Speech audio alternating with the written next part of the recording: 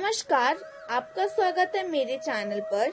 आज मैं आपको एक अनोखी राम कथा सुनाने वाली हूँ, तो इस कथा को अंत तक सुनिएगा। एक बार एक राजा ने अपने नगर में राम कथा करवाई। उसने अपने मंत्री से कहा कि सभी ब्राह्मणों को राम कथा के लिए आमंत्रित किया जाए। राजा ने सभी ब्राह्मणों को राम कथा में पढ़ने के लिए यथास्थान बैठा दिया। एक ब्राह्मण अंगूठा छाप था। उसको पढ़ना लिखना कुछ नहीं आता था। वह ब्राह्मण सबसे पीछे बैठ गया और उसने सोचा कि जब पास वाला व्यक्ति पन्ना पलटेगा तब मैं भी पलट दूंगा। वह काफी देर तक पास बैठे व्यक्ति की तरफ देखता रहा, लेकिन उसने देखा कि पास बैठा व्यक्ति पन्ना नहीं पलट रहा है। उतने में राजा श्रद्धा पूर्वक सबको नमन करते चक्कर लगाते लगाते उस सज्जन के समीप आने लगे तो उसने एक ही रट लगा दी कि अब राजा पूछेगा तो क्या कहूँगा, अब राजा पूछेगा तो क्या कहूँगा। उस सज्जन की ये बात सुनकर पास में बैठा व्यक्ति भी रट लगाने लगा, तेरी गति सो मेरी गति, तेरी गति सो मेरी गति। उसी समय तीसरा व्यक्ति बोला, ये पोल कब तक चलेगी, ये पोल कब तक चलेगी। उसके बाद चौथा व्यक्ति बोला, जब तक चलता है चलने दे, जब तक चलता है चलने दे।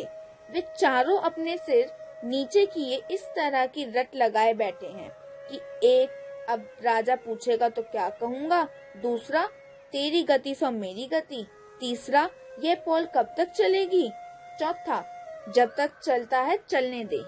जब राजा ने उन चारों के स्वर सुने तो राजा ने पूछा कि ये सब क्या गा रहे हैं। ऐसे प्रसंग तो रामायण में हमने पहले कभी नहीं सुने। उसी समय एक महात्मा जी उठे और बोले, महाराज, ये सब रामायण का ही प्रसंग बता रहे हैं। यह जो पहला व्यक्ति है ये बहुत विद्वान है। यह बात सुमंत ने अयोध्या कांड में कही है। जब भगवान राम और लक्ष्मण सीता जी को वन में छोड़कर घर लौटते हैं तब ये बात सुमंत कहता है, अब राजा पूछेंगे तो क्या कहूँगा, अब राजा पूछेंगे तो क्या कहूँगा। फिर राजा ने पूछा कि ये दूसरा कहता है कि तेरी गति सो मेरी गति, इसका क्या अर्थ है। महात्मा बोले, महाराज, यह तो इनसे भी ज्यादा बड़ा विद्वान है। किष्किंधा कांड में जब हनुमान जी श्री राम और लक्ष्मण जी को अपने दोनों कंधों पर बिठाकर सुग्रीव के पास गए तब ये बात राम जी ने कही थी कि सुग्रीव, तेरी गति सो मेरी गति, तेरी पत्नी को बोली ने रख लिया और मेरी पत्नी का रावण ने हरण कर लिया। राजा ने आदर से फिर पूछा कि महात्मा जी, ये तीसरा बोल रहा है कि ये पोल कब तक चलेगी। ये बात तो कभी किसी संत ने नहीं कही।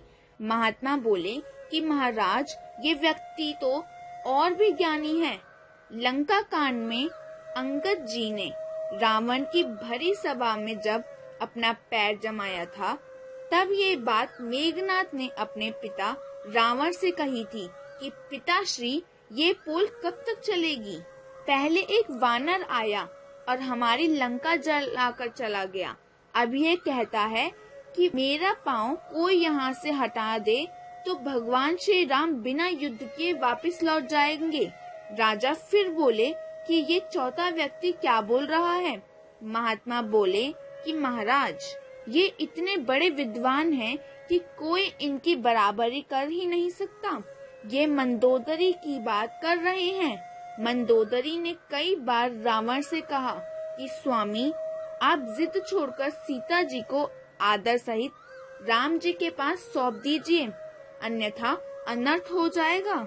तब ये बात रावण ने मंदोदरी से कही कि जब तक चलता है चलने दे, मेरे तो दोनों हाथों में लड्डू हैं। अगर मैं राम के हाथों मारा गया तो मेरी मुक्ति हो जाएगी। इस अधम शरीर से भजन तो होता नहीं, और अगर मैं युद्ध जीत गया तो त्रिलोकी में भी मेरी जय जयकार हो जाएगी। राजा इन सब बातों से चकित रह गए और बोले कि आज हमें ऐसा अद्भुत प्रसंग सुनने को मिला है जो कि हमने आज तक नहीं सुना था। राजा इतने प्रसन्न हुए कि उस महात्मा से बोले कि आप जो कहें आज मैं वही दान देने को राजी हूँ। उस महात्मा ने उन अनपढ़ अंगूठा छाप ब्राह्मणों को अनेकों दान दक्षिणा दिलवा दी। इन सब बातों का एक ही सार है कि कोई अज्ञानी, कोई नास्तिक, कोई कैसा भी क्यों ना हो, सभी रामायण भगवान जैसा महान ग्रंथों को श्रद्धा पूर्वक छूने मात्र से ही सब संकटों से मुक्त हो जाते हैं। भगवान का सच्चा प्रेमी हो तो बात ही क्या है, मत पूछिए कि वह कितने धनी हो जाते हैं। जय श्री राम। मेरे चैनल को सब्सक्राइब करें, लाइक करें और शेयर करें और कमेंट बॉक्स में जरूर बताना कि मेरी कहानी कैसी लगी। धन्यवाद।